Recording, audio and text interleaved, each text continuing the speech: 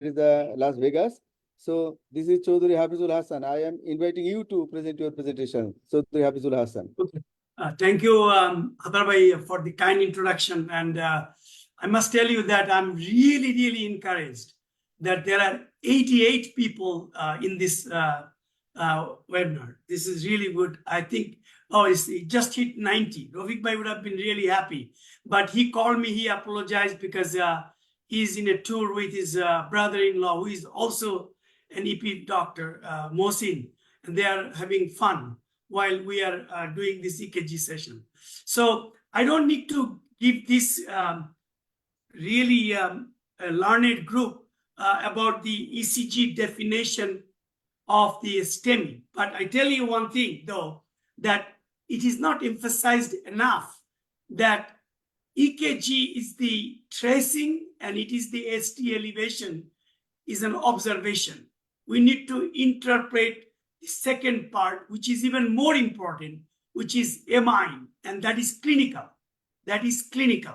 So any ST elevation interpretation should be in the context of an MI presentation to call it a full-fledged STEMI. So EKG is not pathognomonic of STEMI. We need to entertain many things. And it is equally important that we do understand the EKG presentation when we talk about infarct-related artery. There are many reasons for that, and it has important clinical and practical implications. So if you look at the septal is V1, V2, anterior is V3, V4, lateral is V5, V6, and then anterolateral whole thing is V3, V6, extensive anterior, inferior is 2, 3 AVF. We'll talk about how to differentiate with RCA and CERT, and then lead 1 and AVL, and the posterior MI, which is really an important issue, and we'll show some case examples. So these are the things that we need to keep an eye on about localizing the EKGs. For example, what will be the culprit artery here, and where is the lesion? Anyone to chime in?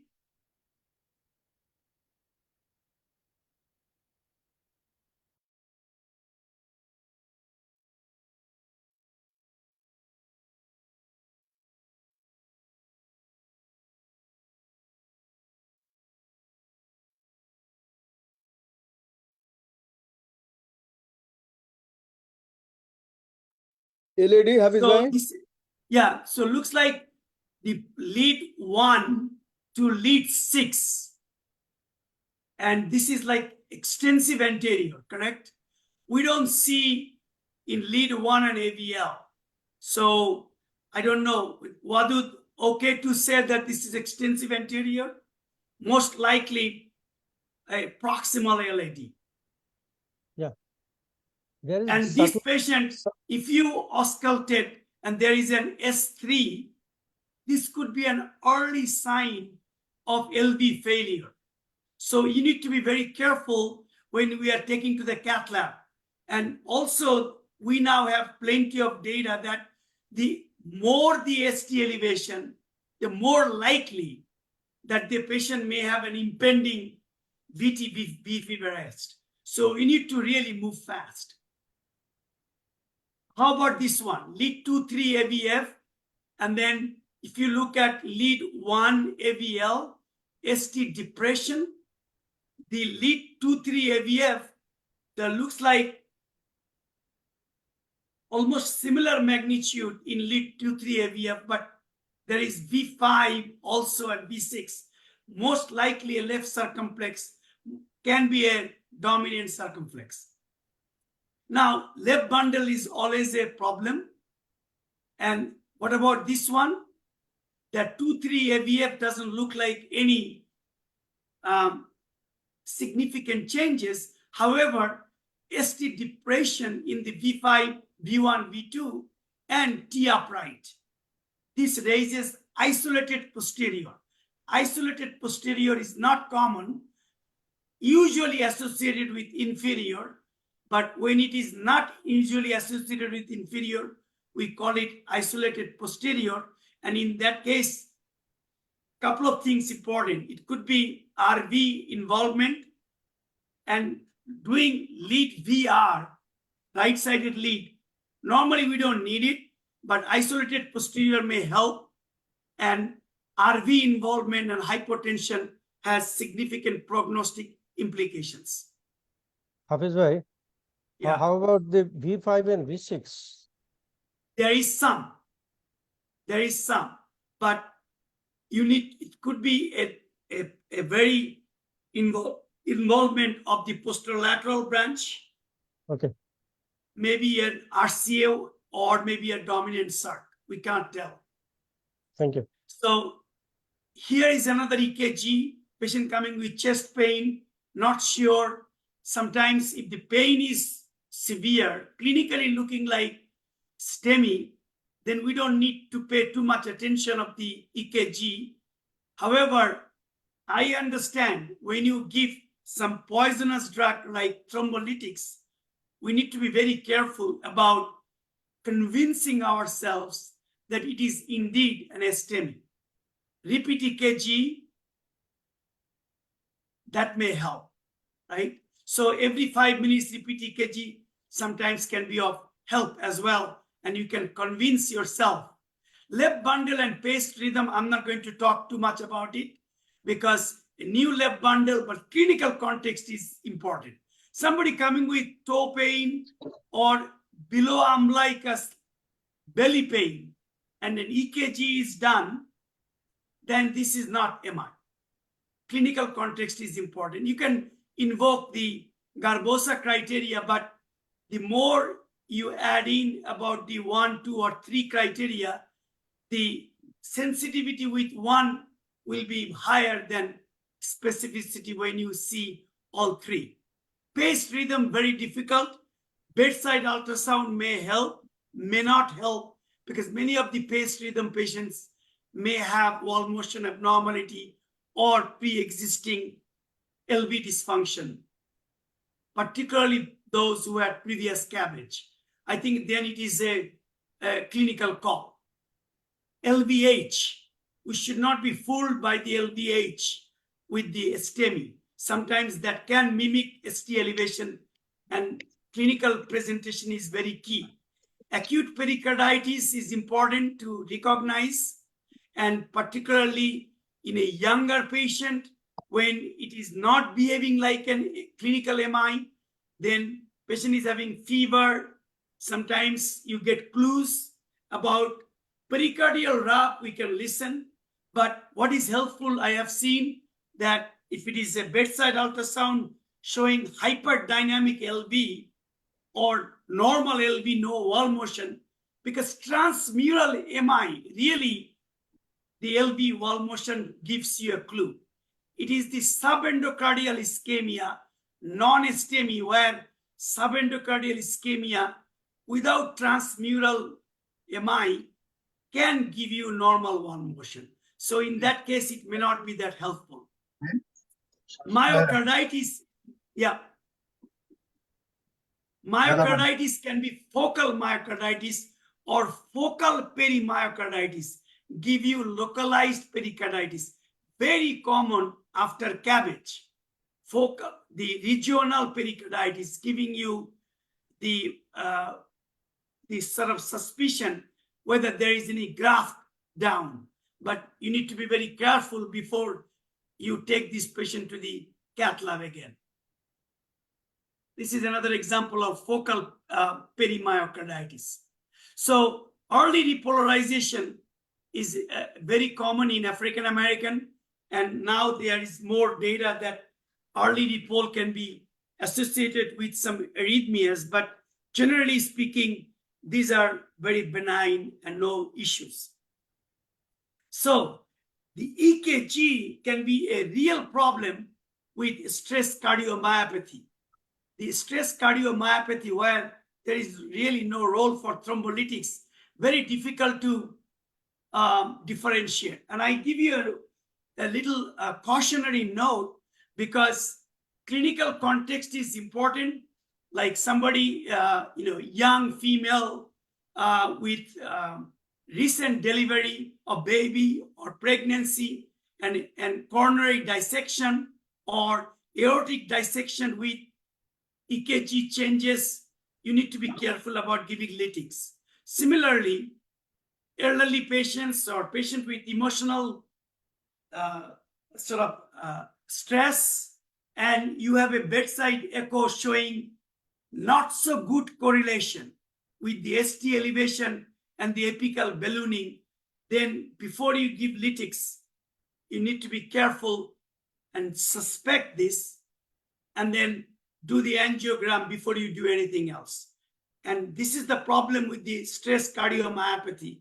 And that's why it is very important that we as a group should actually promote bedside ultrasound to get an idea about what is going on with the LV function and whether there is any morphologic sign of apical ballooning or, for that matter, stress cardiomyopathy.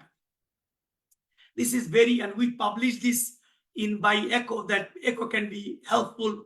And in COVID time, we actually avoided many patients for going to the cath lab. Typically these patients have troponin like 2,000, 4,000 in the 5th generation, or 2 or 4 in the 4th generation troponin assay. And you don't see 50,000 or 50 or 100 in the 4th generation, because when you see that massive troponin, it is usually not stress cardiomyopathy. It is usually only 2 conditions, the MI or significant myocarditis. So troponin is not a binary thing. It is the magnitude of troponin rise also indicate where is the problem. And you need to look at the EKG, look at the patient, look at the echo, and then decide what to do. Patient with old cabbage and this kind of EKG and niggly chest pain, we really need to think about LV aneurysm, which can give you persistent LV aneurysmal picture in the EKG and very big pathological Q wave. And please do not give lytics right away, because it can be fooled. Pulmonary embolism, I would tell you not to worry about ST elevation. Pulmonary embolism giving ST elevation is extremely rare, but sinus tachycardia and hypoxia, we should have some idea, and bedside echo can be helpful. Rarely it can give you right bundle, and also the precordial V1, V2 ST elevation. However, if you do bedside echo, it can be really helpful. Another thing helpful is the patient has disproportionate hypoxia. This kind of ST elevation in pulmonary embolism, it is not peripheral emboli, it's the proximal big vessel pulmonary emboli, and you see massive hypoxia. So this is like a very rapid fire general overview, and I just go through some cases now. This is ST elevation post ventricular arrest, and this is really important that we go fully prepared. For example, for the interventional guys, it is very important to that go with the guide after the right coronary visualization, and don't waste your time.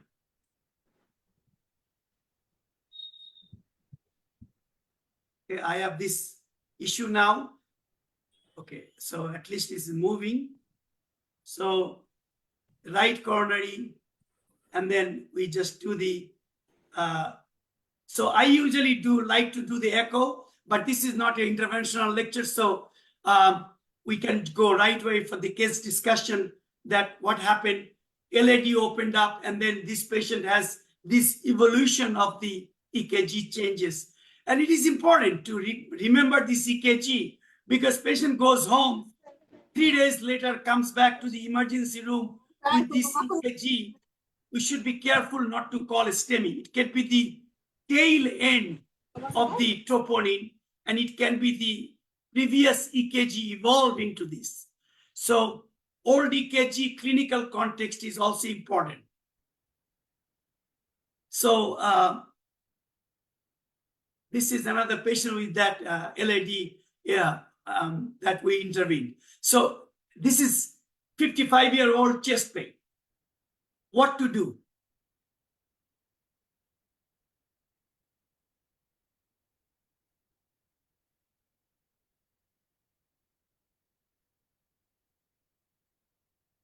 So I tell my fellows that evaluate this patient quickly. Is the patient has any comorbidities, on any medications? So 3 questions we need to ask the patients. Why you are here? Have you been here? Did you have any problems before? It's like Leo Tolstoy asking 3 questions. Who is the most important person? What is the most important time? And what to do best? So the most important time is now. Most important person is not the Google search or Facebook. It is the person next to you. And what is the most important thing? The work at hand. But for interventionalists, most important thing, why you are here, chest pain. Is it associated with any nasty complications, such as hypotension, shock, anything, any problem before? And do you have any procedure done before? Once we sort out that and there is no complications, you can then think about and convince yourself that chest pain is typical of MI. EKG looks like MI. You can give lytics and pharmacoinvasive strategy, or access to the cath lab, go to the cath lab. Similar thing, patient has typical chest pain, typical EKG, life is easy, give lytics and pharmacoinvasive strategy, or go to the cath lab and take the patients, load the patients with full pharmacotherapy. And this can happen in the recovery room after reperfusion. This is typical of reperfusion arrhythmia. Just don't do anything. This is not VT, and then patient is fine. The heart rate is around 90, 100, and then patient will be okay. So transmural MI will give you wall motion, will show you transmural ST segment elevation, and later on will evolve into QMI. But we don't wait for QA. So when you are dealing with someone in the beginning, if there is Q or not Q, that is not going to be the deciding factor about what you do with this patient. However, presence of Q tells you something. So pay attention to that. And vast majority of the patients will not have any ST elevations or Q wave if you are dealing with non-ST elevations MI.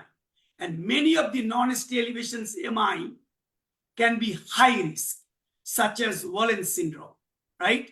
This is typical biphasic. But remember, in LVH, sometimes when they go into treadmill, double product, meaning systolic blood pressure times heart rate goes high, there is demand supply mismatch, you may see some T wave changes, not necessarily meaning high grade stenosis, false positive treadmill. But in the emergency room or in your hospital, coming to this typical 10 out of 10 chest pain and this evolving EKG, this is typical of proximal ostial LAD. Very high risk patients. This patient should never go to the treadmill test. And I give you this scenario.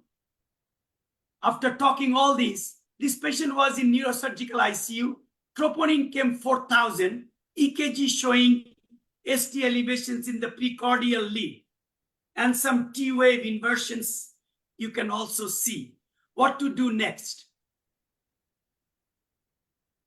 Should we think that this is typical of LAD ischemia? Not LAD ischemia. Anterowall STEMI should give to think about revascularization. Number 4, SES, start DAPT, heparin, get echo. And number E, I'm not a cardiologist, go to hell. Any suggestion?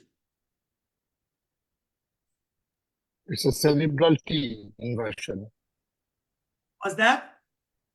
Cerebral T inversion. Cerebral T inversion. Very good.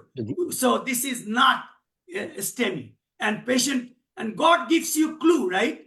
God tells you that patient is in neurosurgical ICU. Find out what's going on. Clinical context, clinical context. That is very important. And we cannot do harm because we are not sure. Oh, at least give aspirin, at least give heparin. No, because you need to recognize this. A De Winter sign, which is the very acute angle STA changes. If the clinical context is right, this is LAD. It is very important to recognize that and see how this ST changes.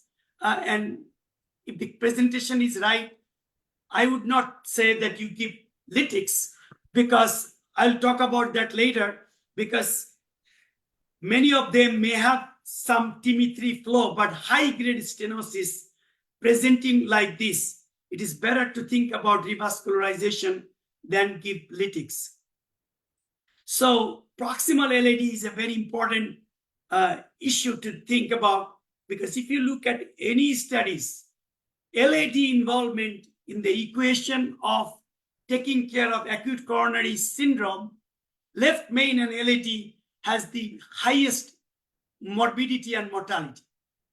So with having said that, everybody will recognize in this, by the way, the number has gone up to more than 100. Tushar, thank you so much. ST elevations, and this is LAD. And this is important to recognize, right?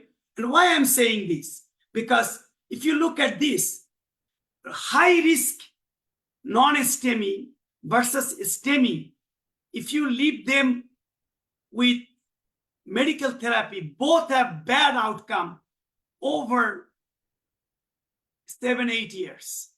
So medical therapy is not a good option. Medical therapy is not a good option. Many non-invasive cardiologists in Bangladesh trying to say that it doesn't matter, in non-STEMI is okay.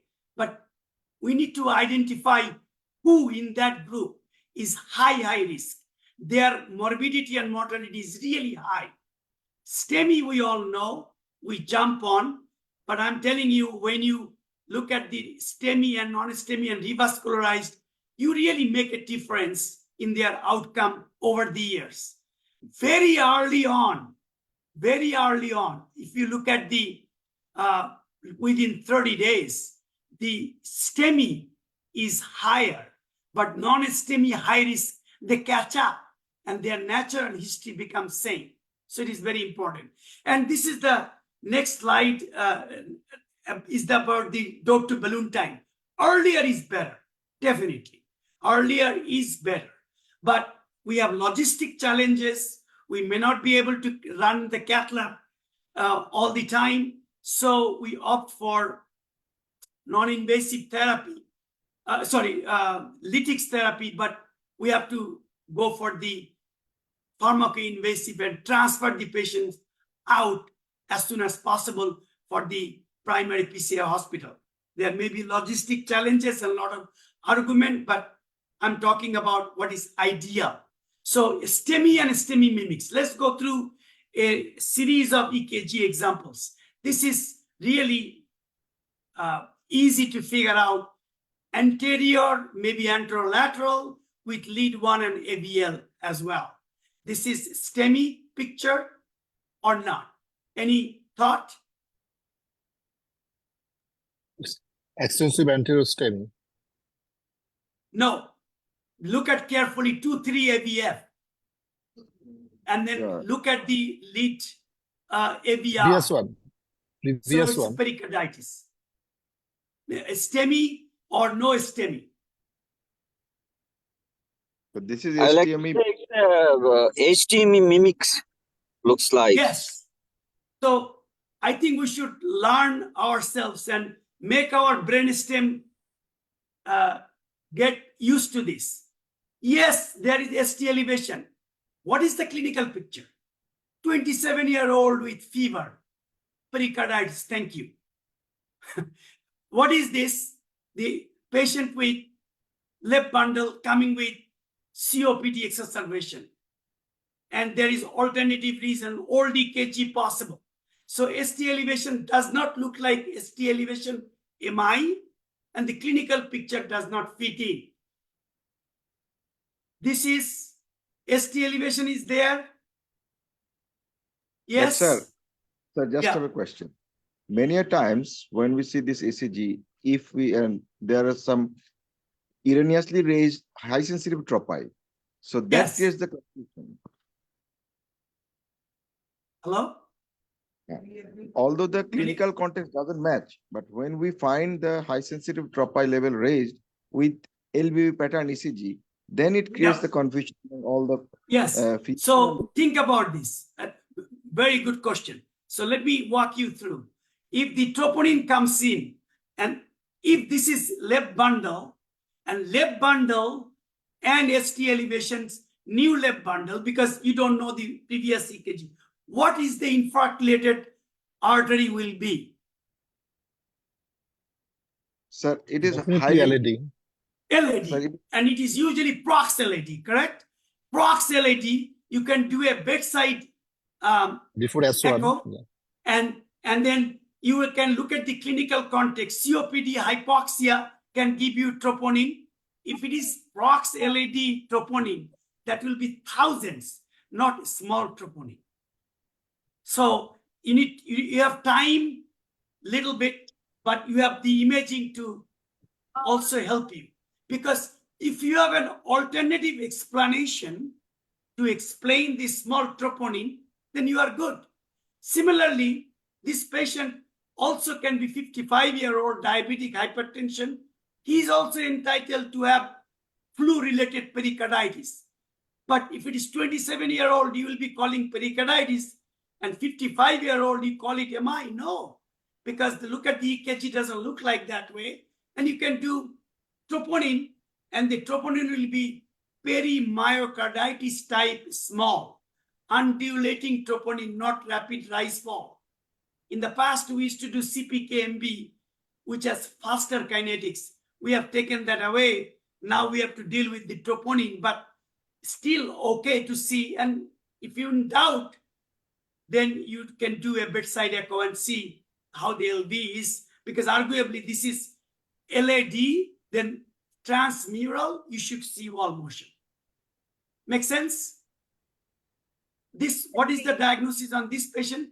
Coming with, let's say, 55-year-old. Everybody is 55-year-old. Everybody is male. Everybody is diabetic hypertensive.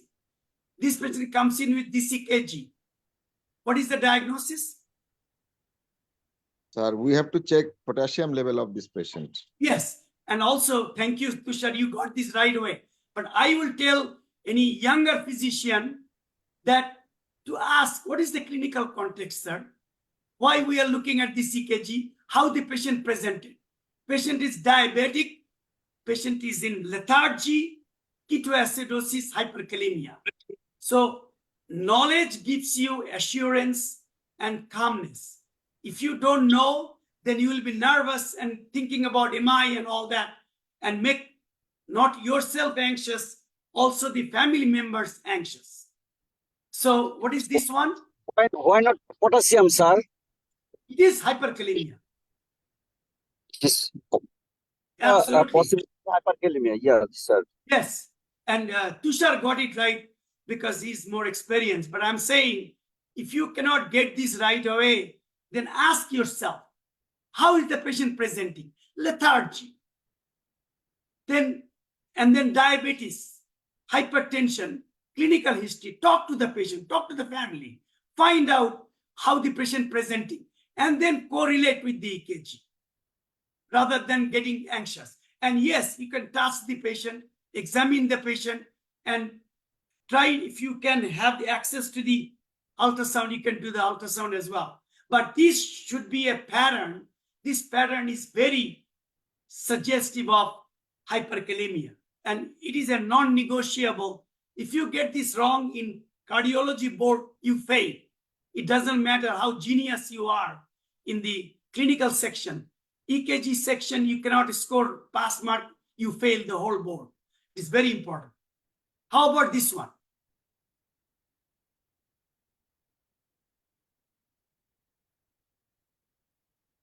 Inferior ST segment, some ST changes, T wave upright V1, V2, and R predominant. Before calling it inferior posterior, make a habit that how the patient presented. What is happening at the bedside? Is the patient hypotensive? Are we dealing with an RV infarct? It's very important because that will determine the course of the patient. This patient came in with uncontrolled hypertension, not feeling well in the emergency room. They called you a STEMI. What you do?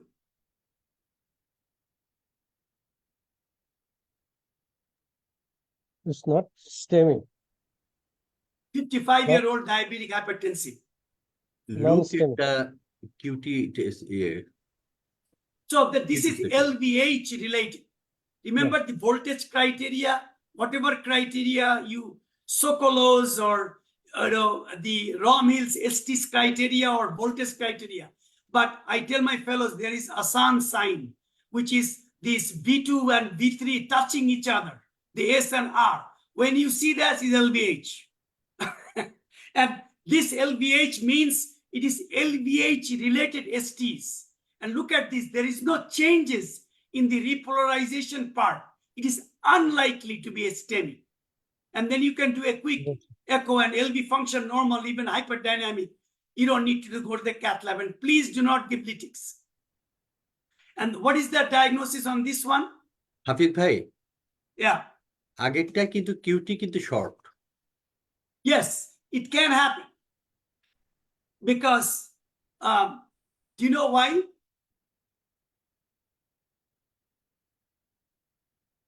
Wadud? Hello, QT কিন্তু একটু Yeah, do short. you know why? Yeah. I tell you, this is a very astute observation by Professor Wadud Chaudhary. The patient also had hypercalcemia. Yes. Okay, so hypocalcemia, hypomagnesemia can give you long QT, but hypercalcemia can give short QT. Usually, if you correct it less than 360. What about this one? ST segment depression in the precordial lead, R dominant, T wave upright, isolated posterior. And this PVC is also to be noticed. And this one is precordial ST segment elevation and distinct Q waves, coming with feeling unwell and shortness of breath for last 1 week. Patient had previous cabbage.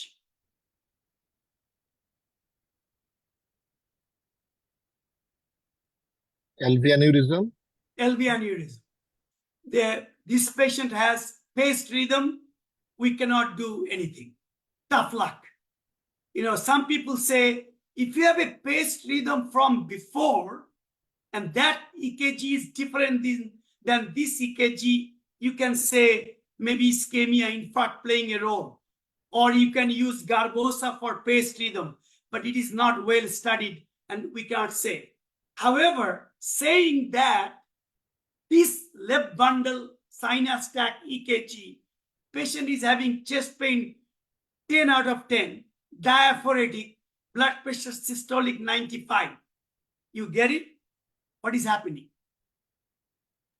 LVV with STEMI. Yes, exactly.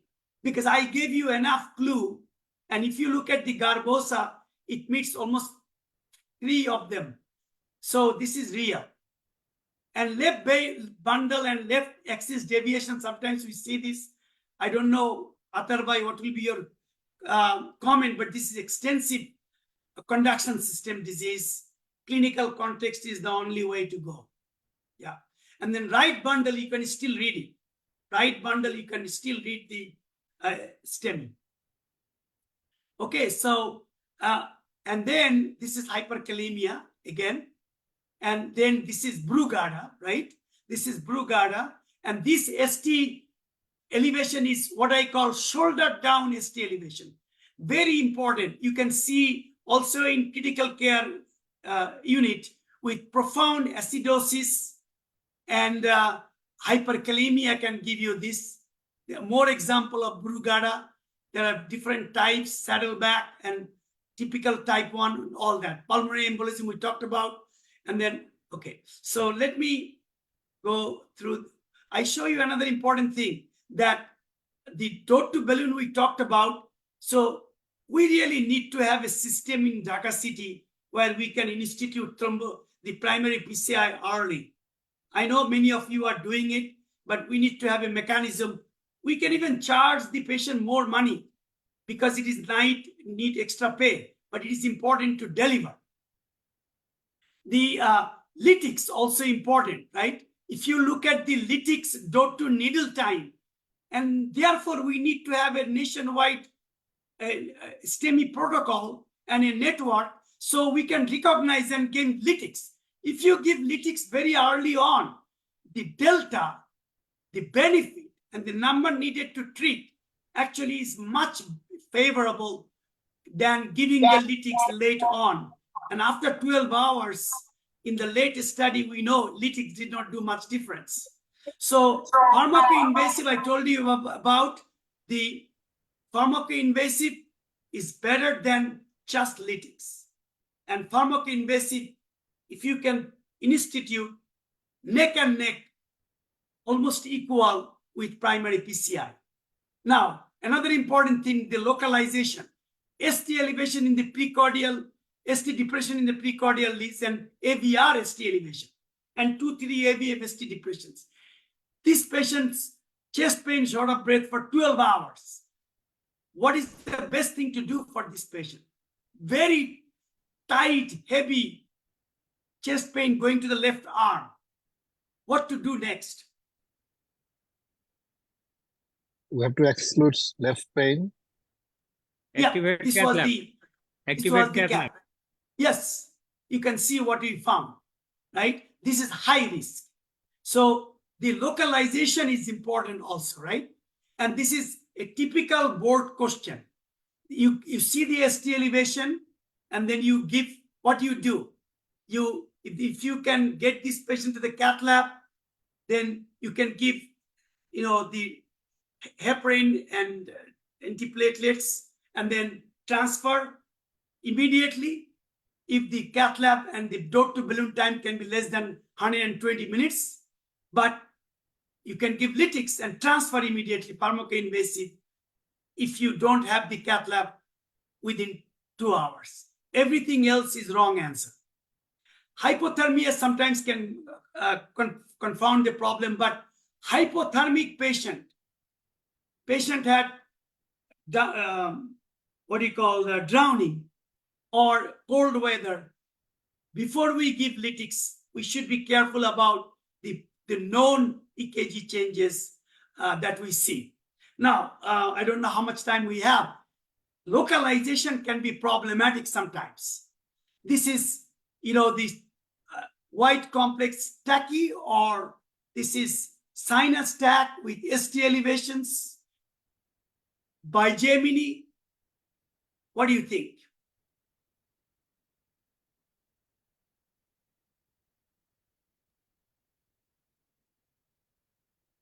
Lower panel, it shows ventricular bigemin.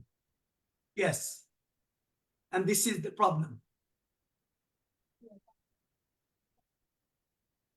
And in this case, it is a bigger problem because it is very rare where you can have two culprit arteries.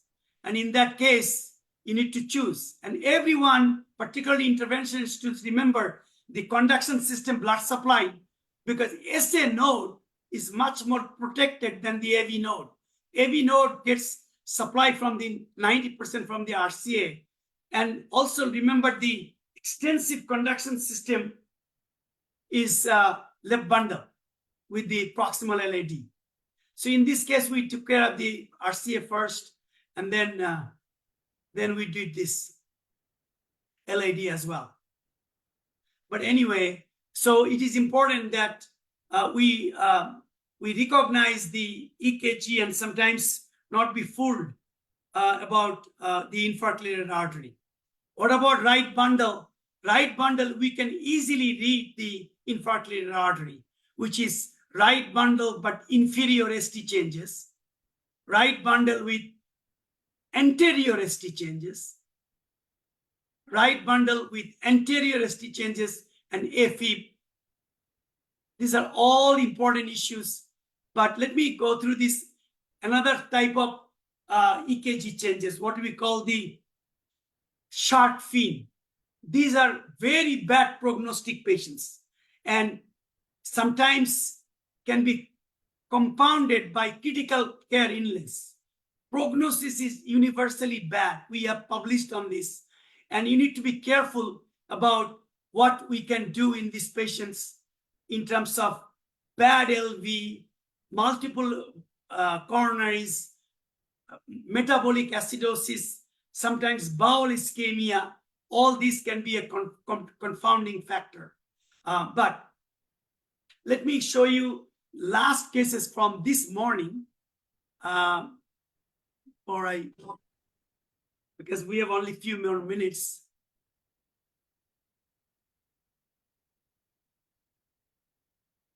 Okay. What about this one? 8-year-old alcoholic cirrhosis. Come in with the to the ER with the cardiac arrest. Patient was coughing blood and then lost pulses, received CPR, and then BP 65-53, heart rate 125, hemoglobin 5, platelets 59. This was the, I don't know whether, bedside echo.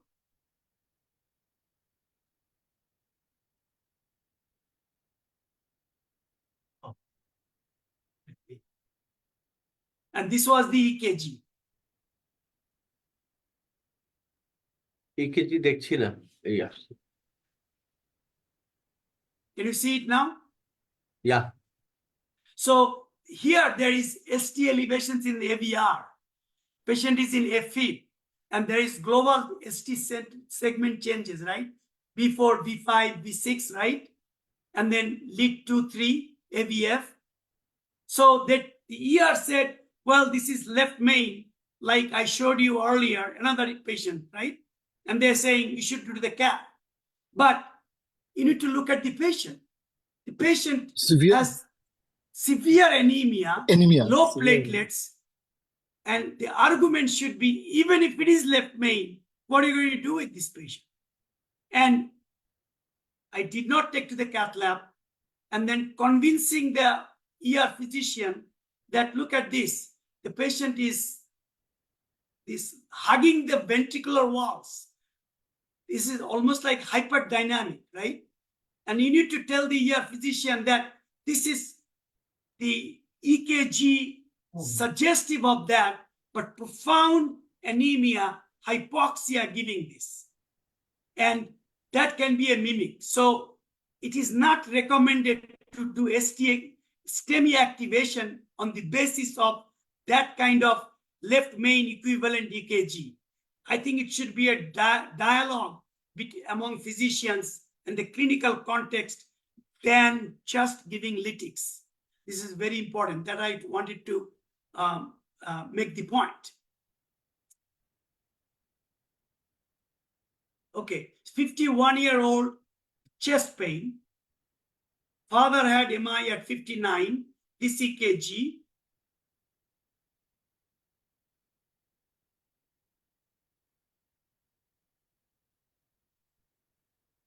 So this was, I wanted to show you this. What do you think about the infarct-related arteries?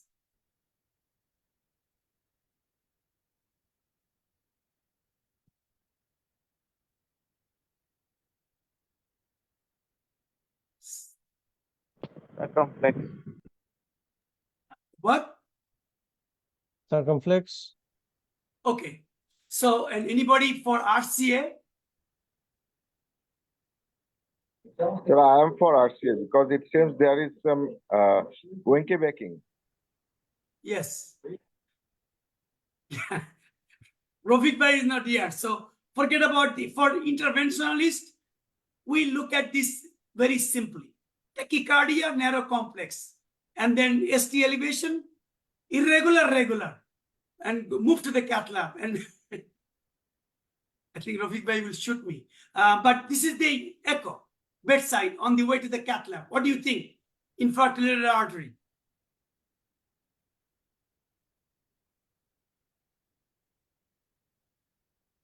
Anyone? It might be LAD. Which one? Though it's a long axis mid segment of LAD most likely, but you can see the short axis. No. Look at the anterior wall. Anterior wall thickens. Even the apex moves. The inferior wall is problem, right? Yep. And also I tell you, we look at the aortic root quickly and then AI. I tell my fellows to make it a habit that the aortic root good, there is no dissection you are dealing with. Just a brainstem reflex. And then we did this cap, and funny enough, then they did this, and then they looked at this, and then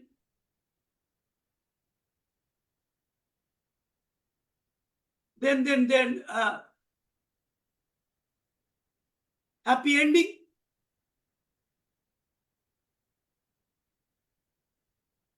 What do you think, Tushar?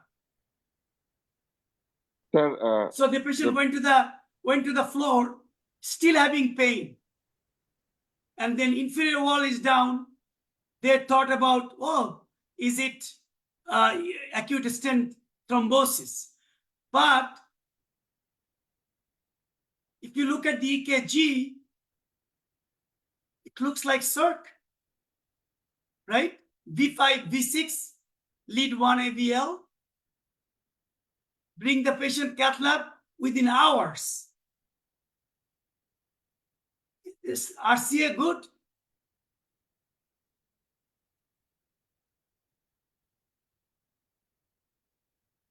Where is the problem? Sir, Circ. So not knowing the EKG was the problem. So they fixed it, but we lost time. And look at that. It's a very respectable circ. So it is important to go to the cath lab knowing everything. So localization in the inferior sometimes can be problematic. So you need to look at the ECG criteria, RCA versus circumflex. Sometimes a diagonal STEMI can be present in lead 1 ABL or OM, but it is important to localize because that has significant clinical implications. They go with this criteria. Sensitivity and specificity can be a problem, but it is important to follow.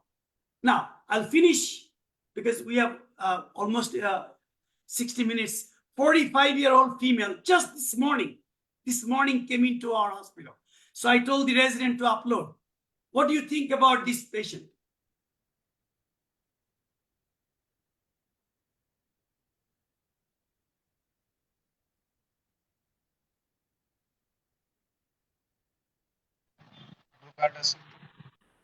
chest pain? Habis bhai? Try to exclude PE. Altered mentation. Try to exclude pulmonary embolism. Try to exclude. Altered mentation. Pulse ox was okay. Patient is little, almost like 100 heart rate, right?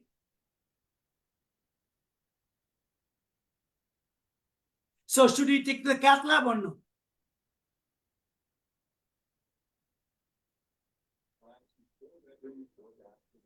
no, sir. Because the STD changes that does not fit any particular type of MI. And the clinical context also doesn't fit her for MI activation. Correct. And any comment on the morphology of the ST elevation?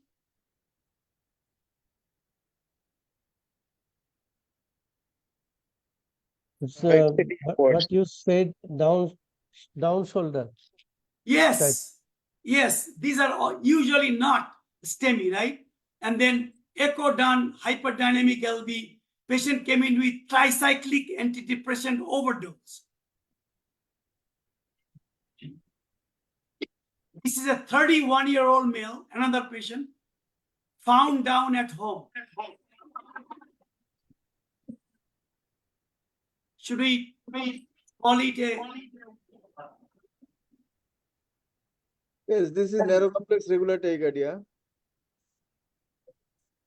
will you call it sinus attack or will you call it avian artery?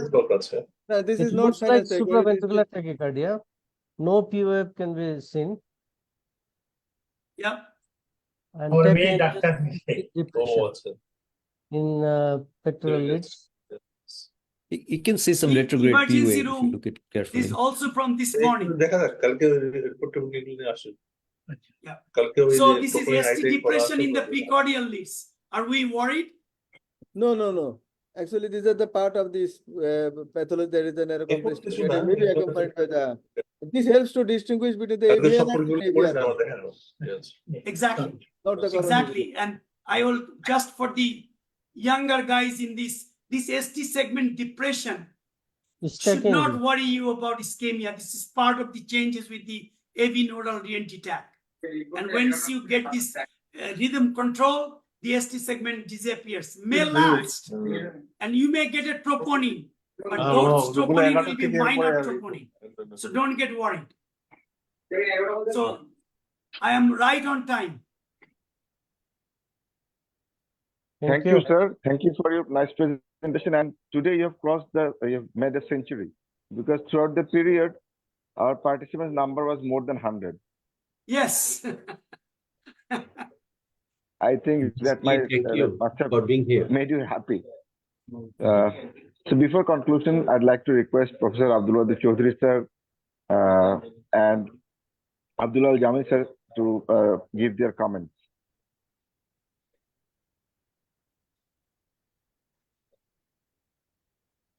Abdullah Al-Jami sir, Yes. your comments as- on the presentation. There's nothing to be mentioned about the presentation. Always Hafiz Bhai's lecture is excellent. And I learned few things from this lecture also. And every time I learn from his lectures. And excellent for localization of STEMI. And it is very important for the interventionalist beforehand going for the cath lab. If we can appreciate that which artery is involved, that helps us to go quicker intervention in primary PCI. And mimicking ST is also very important, and it was nicely demonstrated by Hafiz Bhai, and that alleviates our confusion with other than MI patients. Thank you so much. I wanted to apologize about that. I was very fast today because I wanted to cover many things. And I really think that this is a very learned audience. So I can afford to go fast. That's why I was Hafiz fast. Bhai, can I share Yeah.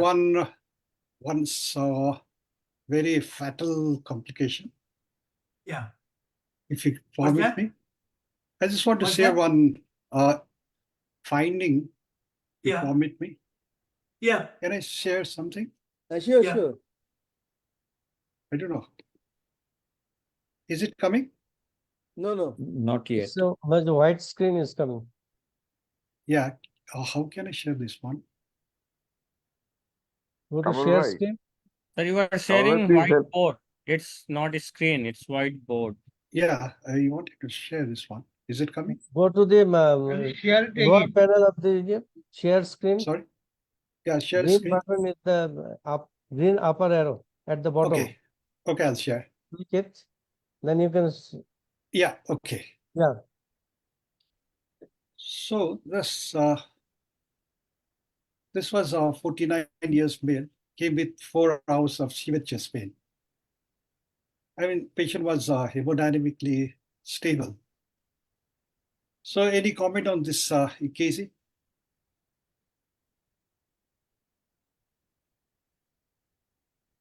This is 4 hours chest pain, patient hemodynamic is stable, severe chest pain in the emergency. Yes. There's some There's a- biphasic T wave in V1, V2, Whelan types. So Discomfort. what do you want to do in this patient? Take to cath lab, And the chest pain started in 4 hours chest pain. 4 hours chest pain, right? It didn't stop at all. Did you do tropide? Oh, Tropide? that tropide takes time. It take around 1 hour in our setting. Mm. So Hafiz bhai, what we should do? Is he So here? it's all depends on the clinical context, right? The Mhm. Severe chest EKG pain. as biphasic, right? And then chest Yeah. pain is typical. The troponin is positive. Echo is Now, troponin is not good. done yet. No, not Probably not done. And what is No, the it's- comorbidity of the patient? no Who risk is the factor. patient? No risk factor. 49 years. Any 49 echo available there? Yeah, did an echo. I mean, everything was clear. Some degree of hypokinesia, which is not recorded. Mhm. cannot So show I you. think you mentioned about the fatal complications. So the faculty, we all are worried, but Mhm. probably you did the cath and there is indication to go to the cath lab Okay. because Okay, the sure. chest pain is classic. It Mhm. is looking like LAD, most likely. So we and so- therefore probably will to go to the cath lab. Yeah, so I did do, one of my colleagues did. So we Mhm. took him to the cath. This is a picture of the patient. Mhm. So what do you think of lesion in LAD? There's always question of vulnerable plaques and all. LAD lesion is not much significant. Critical. Only So- did you have dissection there? I don't know, later Yeah. on. No, just What's thought. that? So anything you should do in this patient? No. So we all are convinced this patient needs cats, Yeah. right? Mhm. So did nothing. And how should I treat? That's the question. And then 1 hour later, patient develops numbness, weakness of both lower limbs. He had paraparesis and Ah, developed paraplasia. I'm sorry. This is a CT scan of the patient. What you can see here is a long mhm. dissection here. Yeah. Hmm. From Eh, left yeah. subclavian artery down before the bifurcation involving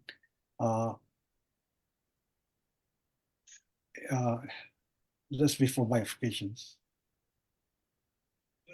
So what about the ascending aorta? No, ascending aorta is fine. It's This, type B. Yeah, type B. So this patient, I mean, we don't have a neurosurgical service. We send patient to other center, and Mm. now I get the information he's almost brain dead. So I have a question Yeah. that I asked this earlier also. Did you do an echo before Yeah. taking to the cath lab? Yeah, ascending aorta was totally free. Was good, Yeah, good. Nothing with and the then no wall motion. some degree of wall motion, but that's very difficult to say. It's just a quick No. screening. So this is so and the coronary angiogram looked okay, right? Yeah, this is a angiogram.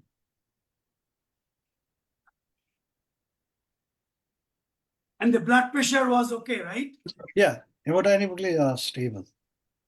So is it a descending dissection from the get-go and EKG was non-specific? Yeah. Or is it a complication of the cath? No, we did from Is- right radial axis. So it is not a complication of the cath. No, And It's also, not complication. usually we don't see a complicated retrograde dissection this time.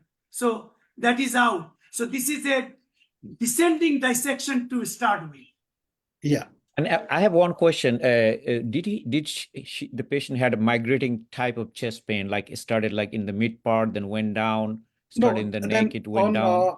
asking the patient, he says, "Oh, I have some discomfort in the back, but not that typical finding." Because So normally this type of dissection has some migration of the pain from the neck And back down in the back area and going down. Yeah. It's type of so tearing type let of- me tell you something, because we have a lot of people in this discussion to hear. There are 5 things of chest pain in the ER. One is acute MI, dissection, pulmonary embolism, pneumothorax, esophageal rupture. These are the 5 biggies. And if you look at this, pneumothorax and esophageal rupture is very easy to discard. The pulmonary embolism, dissection, and acute MI difficult. But if the EKG shows ST elevation, it has to be ascending dissection. If the PE, severe hypoxia, other features, echo may help, right? But the dissection, descending dissection, and acute MI sometimes can be, this like your case, is a problem, and there is no ST elevation. Some T wave inversions is basically what we have. And in that case, echo did not help. Does it help with the uncontrolled blood pressure, checking pulse and blood pressure unequal on both sides, back pain, any clue that may be helpful? But Now, it is my another unfortunate that it sometimes fools us. Yeah, my another question is right now, whether he's weak in the arms also or only in the legs. I missed that part. He's No, paraplegic, but he was referred to at the hospital because we don't have. I work in a dedicated cardiac hospital. They did some bypass in the carotids because they had some problem. So I don't have too much of details. no, yeah, the But- very specific question on exam should be, as Dr. Chaudhary mentioned, whether there's pulse and difference in both arms. That means ascending is involved, part of the ascending at least.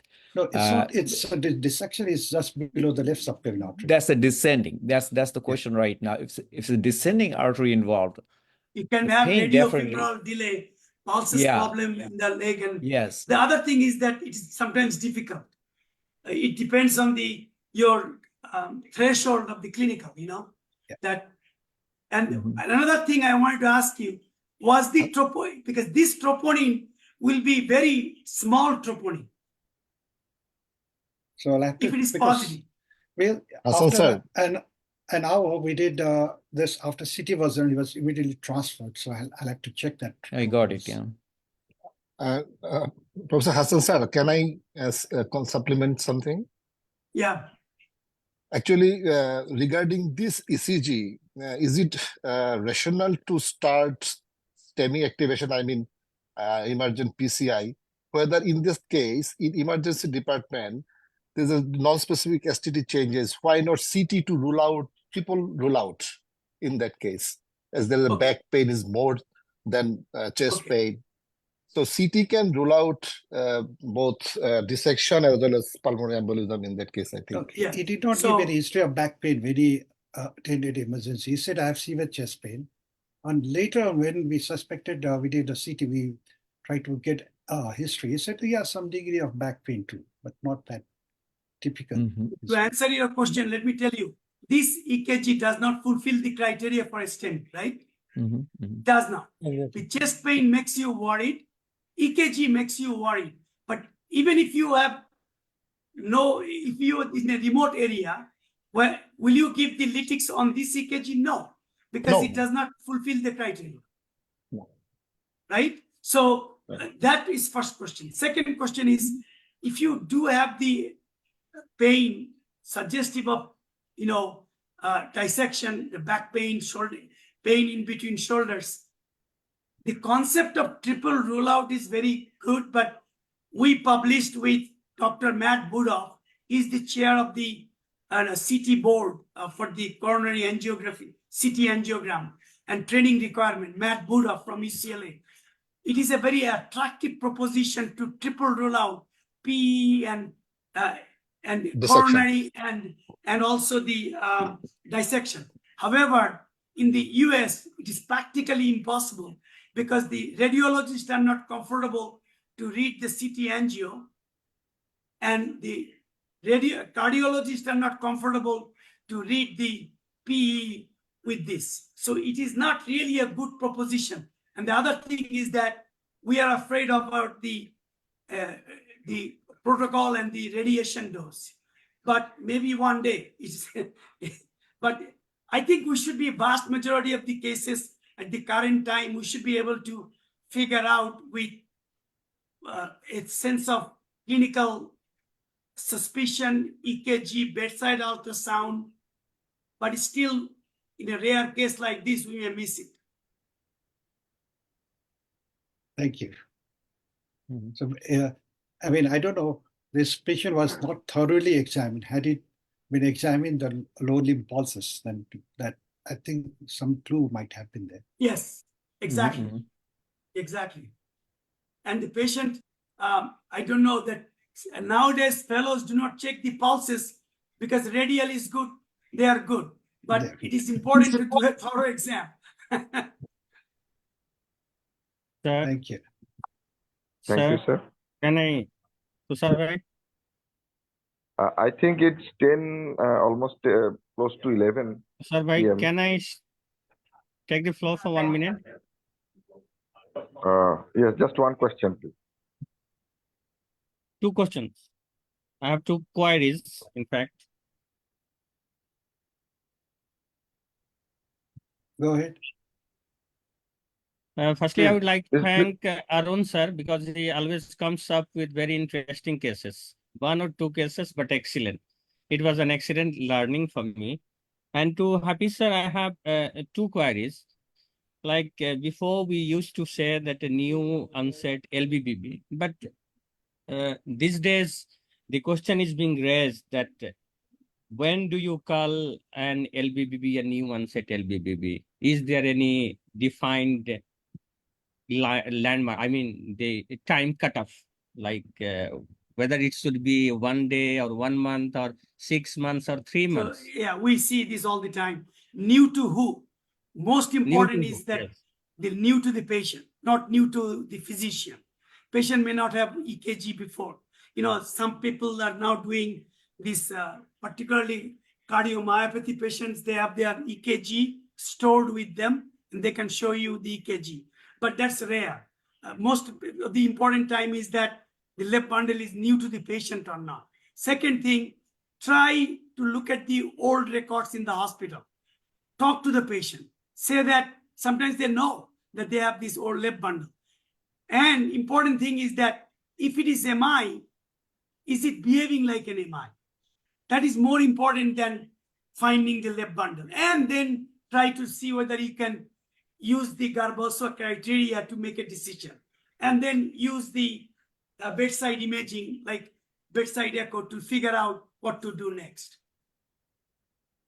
In US and UK, you have hospital records, but we don't usually have any hospital records.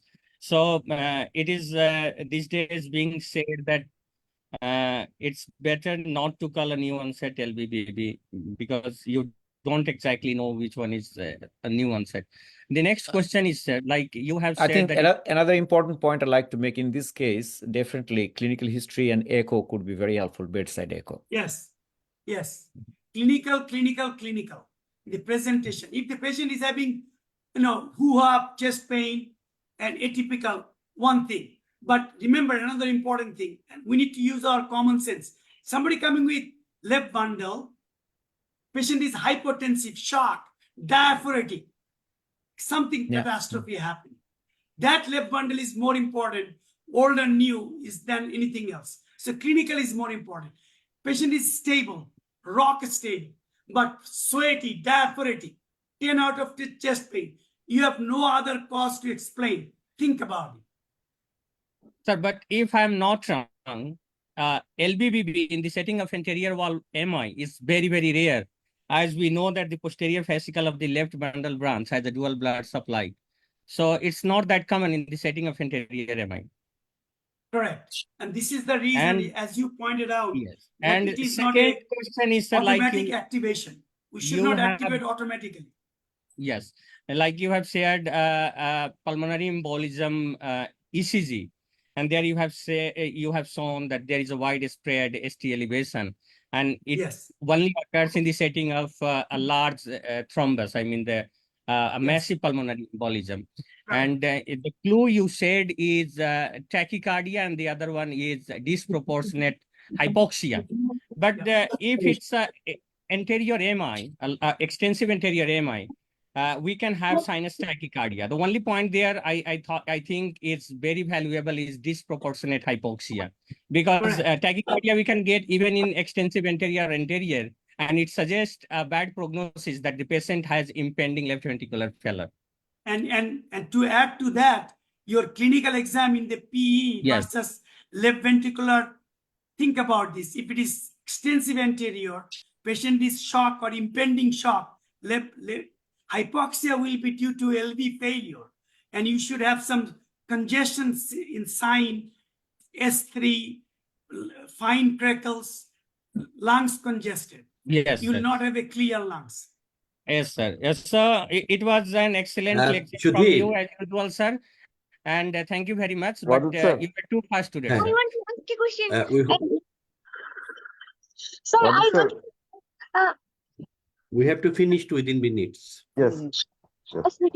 sir, I want to ask a question. The inferior MI with the infralateral MI, in that case, which one was the infiltrated artery? Was it diagonal or LCX? I couldn't understand seeing the CG. What? That was a lead What? 1 AVL ST depression, and there was ST elevation in V5, V6. But they found a lesion in the RCA. They went after the RCA first. And within hours, they had to bring the patient back because the infarctated artery was left circumflex. And sometimes when you don't look at the EKG carefully, you may miss the infarctated artery.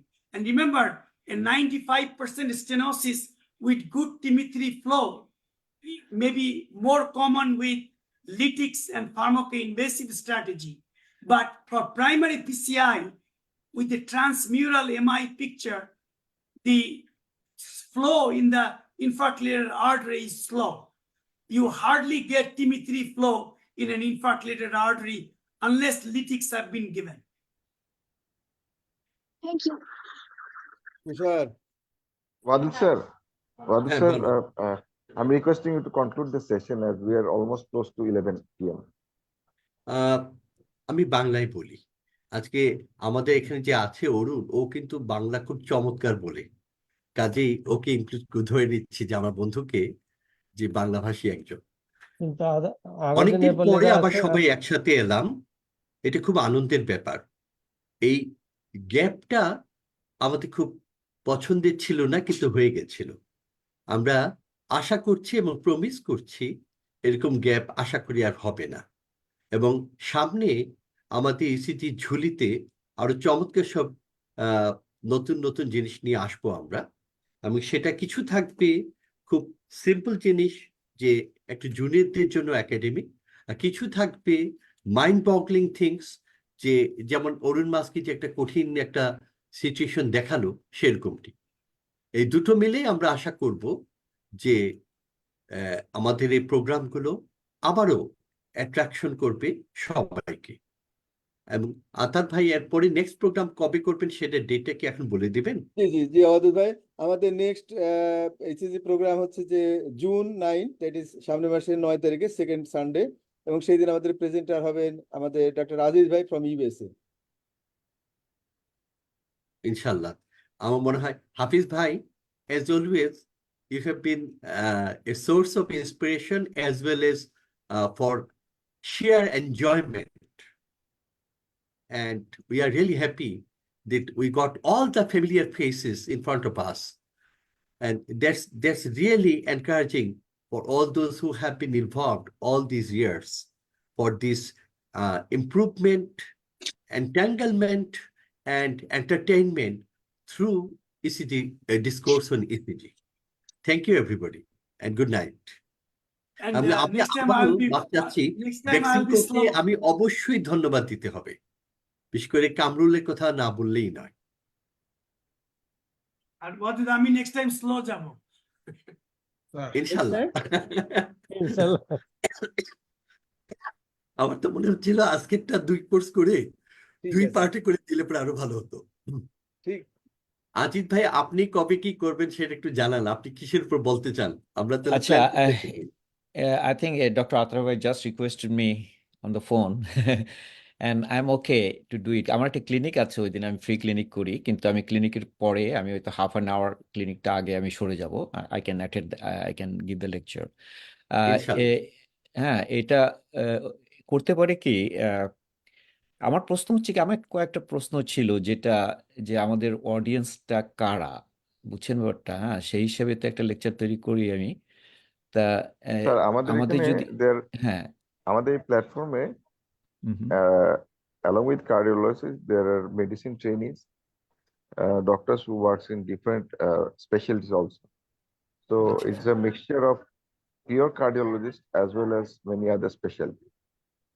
না, এখন জিনিসটা হচ্ছে কি, আমি তো মোর clinician, তো হ্যাঁ, আমি ক্লিনিক্যাল কার্ডিওলজিস্ট এবং আজিত আমার ভাই, একটা আপনি কিন্তু ওই হ্যাঁ যে ক্লিনিক্যাল সিনারিওর সাথে একদম হ্যাঁ বেসিক জি গুলো জি জি জি। দেখালে আমি আমাদের বড় বেশি খুশি আমাদের হব, কারণ আমাদের আমাদের কিন্তু কিন্তু ঘুরে ফিরে ওই জায়গাগুলোতে বেশি আসতে হবে।